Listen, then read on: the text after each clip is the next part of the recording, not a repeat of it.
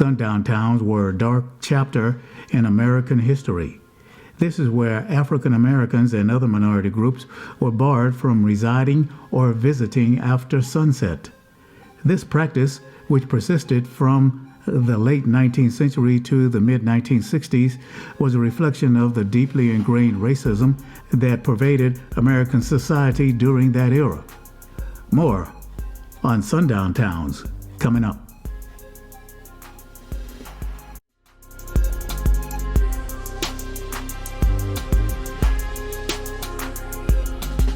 This is KRT, Critical Race Theory. It's not the one they teach in law school, but the one banned in public schools. Sundown towns were communities in the United States where African Americans and other minority groups were not allowed to reside or visit after sunset. This practice, which was prevalent from the late 19th century to the mid-1960s, was a manifestation of the deep-seated racism that characterized much of American society during this time period. The origins of sundown towns can be traced back to the late 1800s, when many white communities in the South and Midwest began to fear the growing number of African American residents. This fear was often rooted in economic competition and a desire to maintain white supremacy. This led to the creation of sundown towns, which were essentially white-only communities. African Americans were warned to leave the towns before sunset or risk facing violence or arrest or death. In its most blatant form, signs were posted at the city limits. One in Alex, Arkansas in the 1930s read, "Nigger, don't let the sun go down on you in Alex." Others stated, "Whites only after dark." Many sundown towns used discriminatory housing covenants to ensure no non-white person would be allowed to purchase or rent a home. The establishment of sundown towns was not limited to the South and Midwest. They could be found across the country, from rural areas to suburbs, and were often created by local governments, private organizations, or individuals.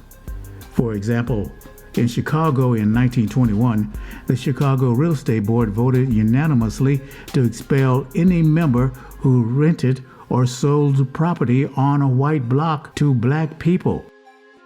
There was a tacit understanding that the rule did not apply in the transitional blocks bordering the ghetto. But a few suburbs did have a Negro problem.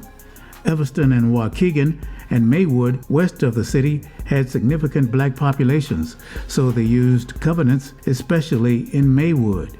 Signs reading, "Nigger, don't let the sun set on you here," or "Whites only after dark," were posted at the town limits, serving as a warning to any African Americans who might attempt to enter after dark. The impact of sundown towns on African Americans was significant.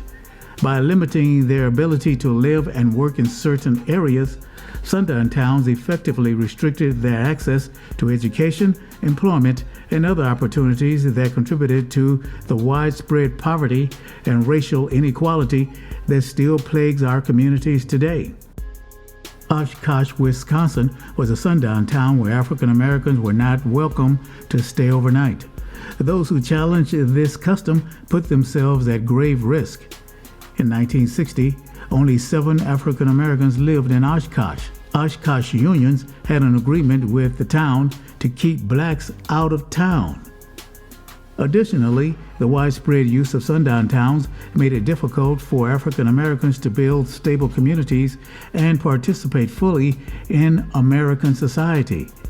And in 2020, a group called the Defund San Antonio Police Department Coalition issued a travel warning for San Antonio, labeling the city as a sundown town. A travel advisory has been issued to warn that any black people in or traveling to San Antonio use increased caution when visiting the city due to the city's policing policies that put black lives in danger. To avoid sundown towns and negotiate travel without danger or embarrassment, African Americans produced guidebooks such as Travel Guide, Vacation and Recreation Without Humiliation, and the Negro Motorist Green Book. They listed hotels, restaurants, auto repair shops, etc., that would serve black travelers. The practice of sundown towns began to decline in the mid-1960s as a result of the civil rights movement and the passage of federal legislation such as the Civil Rights Act of 1964, which prohibited discrimination in housing and employment.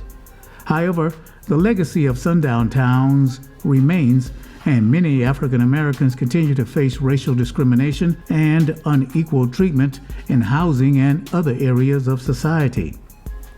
In conclusion, sundown towns were a manifestation of the deep-seated racism that characterized much of American society in the late 19th century and mid-20th century. The practice of excluding African Americans and other minority groups from certain communities after sunset was a significant contributor to the poverty, racial inequality, and lack of opportunity that continue to affect many communities today. It is important that we acknowledge and understand the history of sundown towns in order to work toward a more equitable and just society for all.